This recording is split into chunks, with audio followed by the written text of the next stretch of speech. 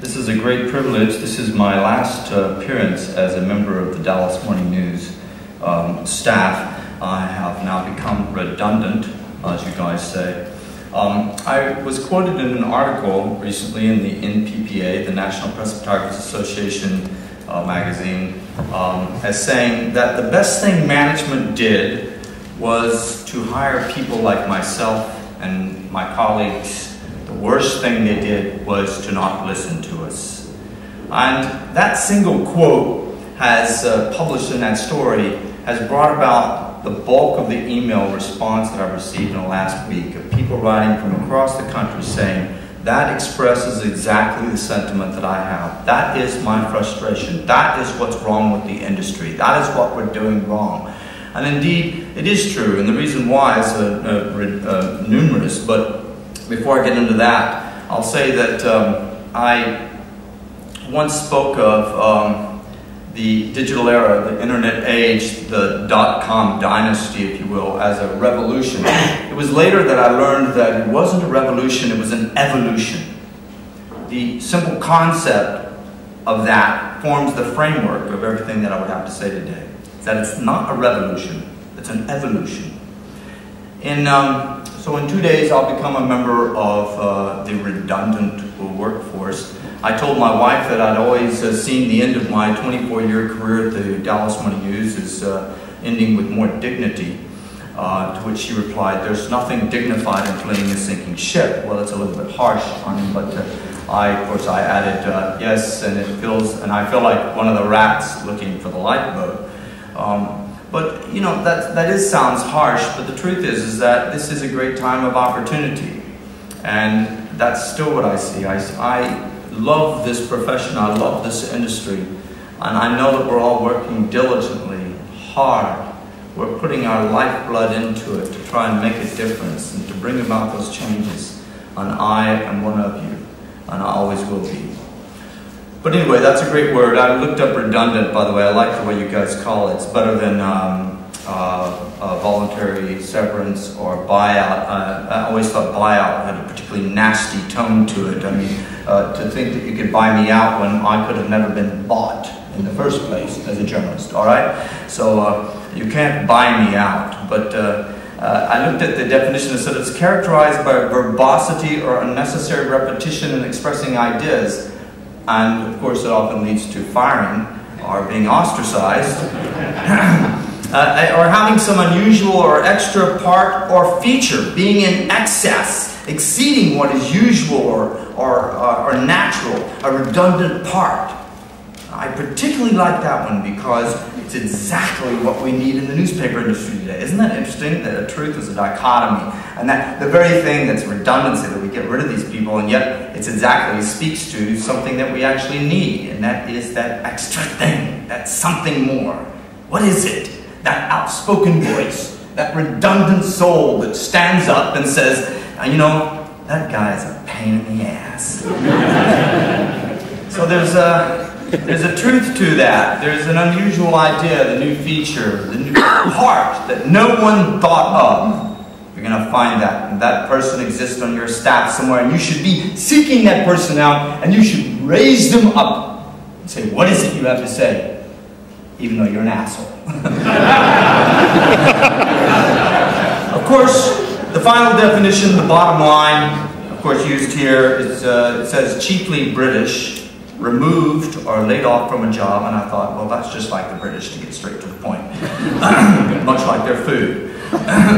It's far better than phrases used in the United States, though. But I place my life in line on the service to a profession that far exceeds any job, career, or news organization.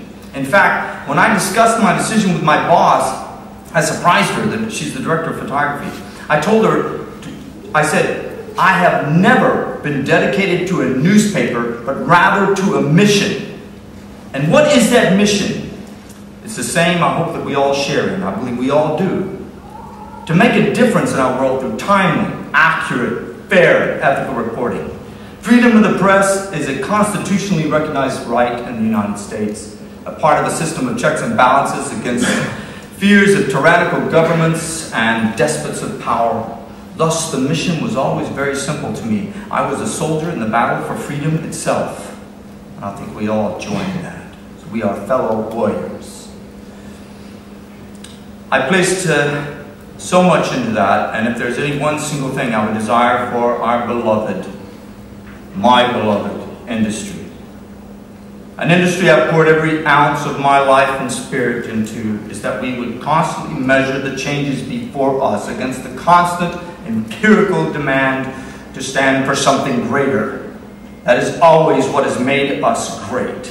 It is always what has set us apart. We are that to the people.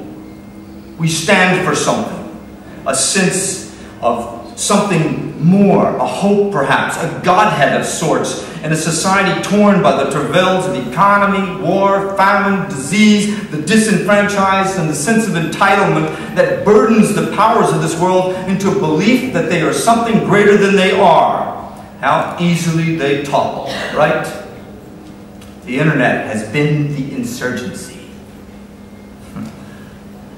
It's been the insurgency that gives meaning to a crippled and now diseased former dictator's words, Saddam Hussein, who in 1991 at the advent of the Gulf War proclaimed that this would be the mother of all wars. Of course, I was there, and I can tell you certainly that reports that it was the mother of all surrenders. Anyway, I want you to know, though, that what I've learned is that we need to listen. Listen to the people on your staff. Listen carefully. They are the community.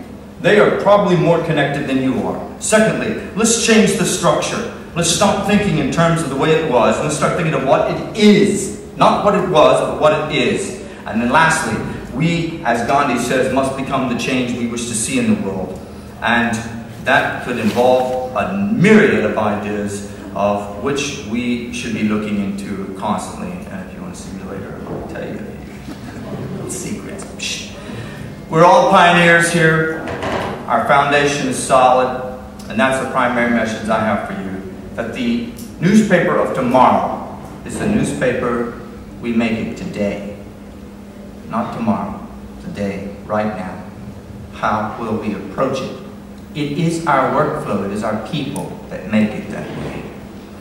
So, with that said, I'll conclude by saying, stand for your core products, stand for your core message, stand for who you are, remember who you are, never stop, never give up, stand firm, stand tall, stand strong. You are facing the greatest competition of your entire life. You can beat it if you don't forget who you are. You lose sight of that and they will rape you.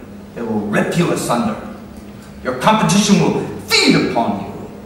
Trust me, some of you already know what I'm talking about, don't you?